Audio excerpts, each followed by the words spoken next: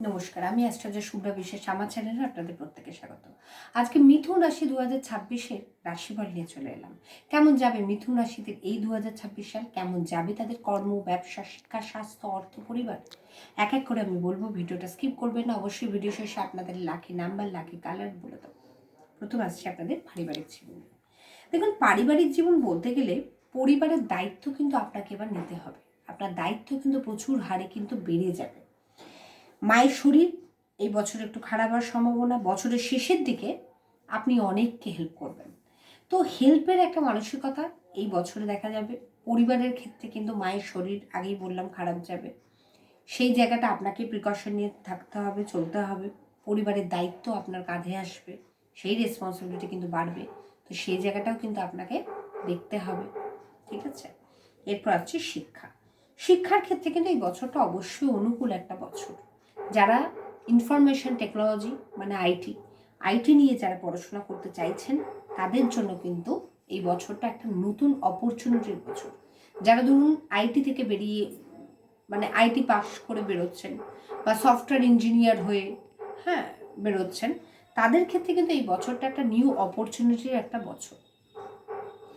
বা যারা আইটি নিয়ে পড়াশোনা করতে চাইছেন, তাদের জন্যও কিন্তু এটা একটা নতুন অপরচুনিটির বছর। আপনি ভালো কোনো ইনস্টিটিউট বা ভালো কোনো ইউনিভার্সিটিতে চান্স পেয়ে যেতে পারেন।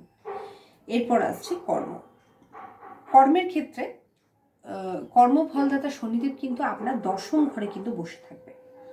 দশম ঘর মানে আমরা কি বুঝি? দশম ঘর মানে আমরা বুঝি কর্মের ঘর।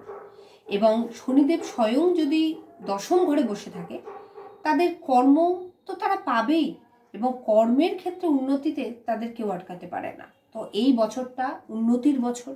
এই বছর অনেক সাফল্য আপনার জন্য অপেক্ষা করে আছে। আপনি কর্মের ক্ষেত্রে অনেকটাই বিস্তার করতে পারবেন, নিজেকে একটা জায়গা দেখতে পাবেন, যে জায়গায় দেখার জন্য আপনি অনেক বছর ধরে ওয়েট করছিলেন, সেটা হয়তো 2026-এ আপনি দেখতে পারবেন। আপনার সেই ইচ্ছা, সেই মনস্কামনা পূর্ণ হবে। এরপরে আসছে ব্যবসা। নতুন ব্যবসা শুরু করার জন্য কিন্তু এই বছরটা খুব একটা ভালো বছর।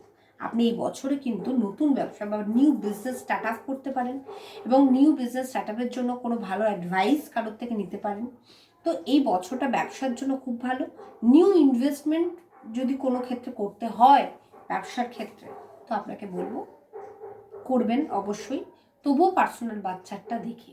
ঠিক আছে, এরপর আসছে ফিনান্স বা আপনার আর্থিক দিক। দেখুন, জুন থেকে কিন্তু অক্টোবর মাস পর্যন্ত আপনার এই টাইমটা কিন্তু আর্থিক দিক থেকে খুব ভালো একটা টাইম। জানুয়ারি থেকে জুন মিডিয়াম, আর জুন থেকে অক্টোবর এই মাসটা বিশেষ করে আপনার ভালো একটা মাস।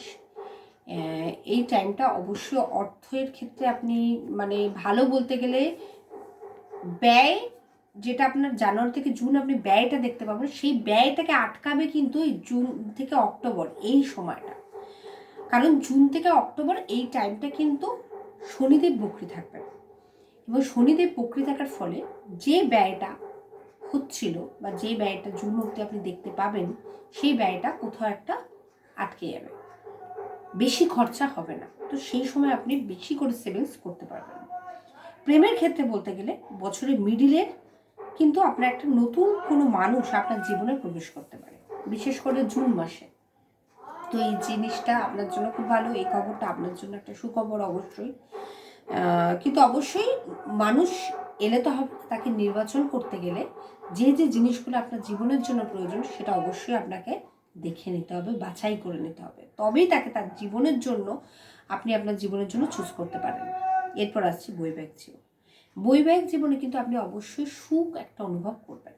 আপনার যে স্বামী বা আপনি স্ত্রী আপনার কিন্তু পাশে থাকবে, আপনাকে সাপোর্ট করবে, তো সেই জায়গাটা কিন্তু আপনি এখানে বোধ করবেন। তো বৈবাহিক জীবনের ক্ষেত্রে কিন্তু খুবই ভালো একটা বছর। এরপর হচ্ছে স্বাস্থ্য।